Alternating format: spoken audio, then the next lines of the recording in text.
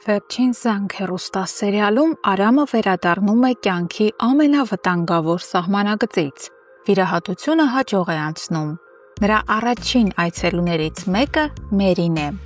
Աղջիկը Արամին խնդրում է չբողոքել իր եղբոր Սեմի դեմ, չբարձրացնել աղմուկ։ Արամն էլ իր հերթին խոստանում է, որ ոչ մի վատ քայլ չի անի Սեմի դեմ, քանի որ սիրում է Մերիին և ցանկանում է զարգացնել հարաբերությունները նրա հետ։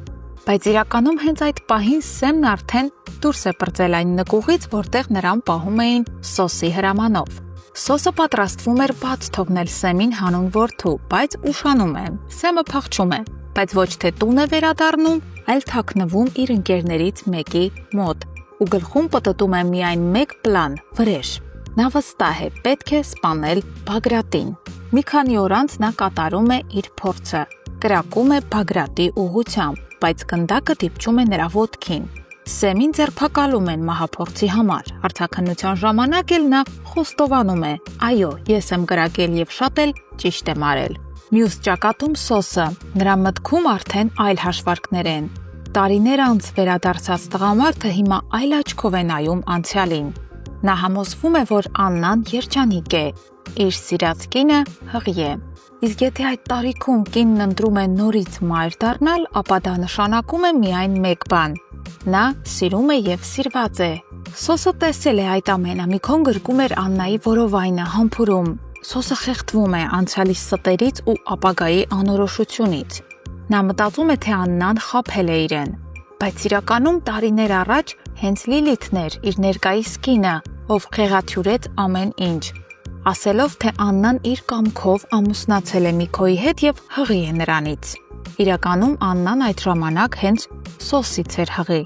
Բայց ճշմարտությունը թաքցվեց, իսկ հիմա Լիլիթը վախենում է, եթե Սոսը իմանա իրականությունը, երբեք չի ների։ Իսկ այս ամենից հեռու Հենրին է։ Նա թաքնվում է մի վայրում, որտեղ ոչ ոք չէր որոնի, Ֆայնայի ընկերուհու Յանայի տանը։ Յանան ի վերջո զանգում է Աննային ու ասում. «Քո որդին այստեղ է, բայց հոգեպես շատ ծանր վիճակում»։ Աննան երջանիկ է, բայց զգույշ։ Միքոյին խնդրում է չգալ իրենց հանդիպմանը, որպեսզի Հենրին հանկարծ չկասկածի, թե իր գաղտնիքը մայրը պատմել է նաև հորը։ Շուտով մայր և որդի հանդիպում են։ Իսկ հետո Հենրիին է տեսնում նաև Ֆայնան։ Նա Հենրիին ասում է ճշմարտությունը, պատմում, որ Անգելինայի հետ հանդիպել է, բայց շարունակել է ստել, իբր Հենրին երեխա ունի ուրիշից։ Իսկ Աննան իր հերթին որդուն համոզում է վերադառնալ տուն, քանի որ հայրը Միքոն իրոք շատ է անհանգստանում նրա համար և իրեն մեղավոր է զգում տեղի ունեցածի մեջ։ Հենրին էլ պատասխանում է, որ այո, հենց Միքոն է մեղավոր իր դժբախտության համար, և ինքը չի պատրաստվում վերադառնալ և ճանաչել Միքոյին որպես հայր։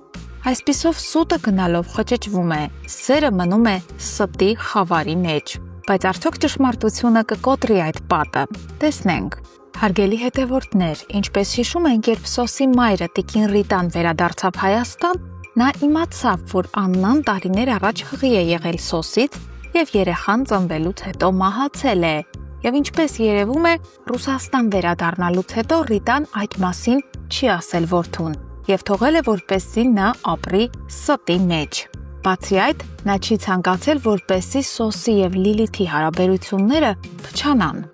Հարգելի հետևորդներ, արդյոք ճիշտ է վարվել Սոսի մայրը լռելով այս կարևոր հանգամանքի մասին։ Գրեք մեկնաբանություն։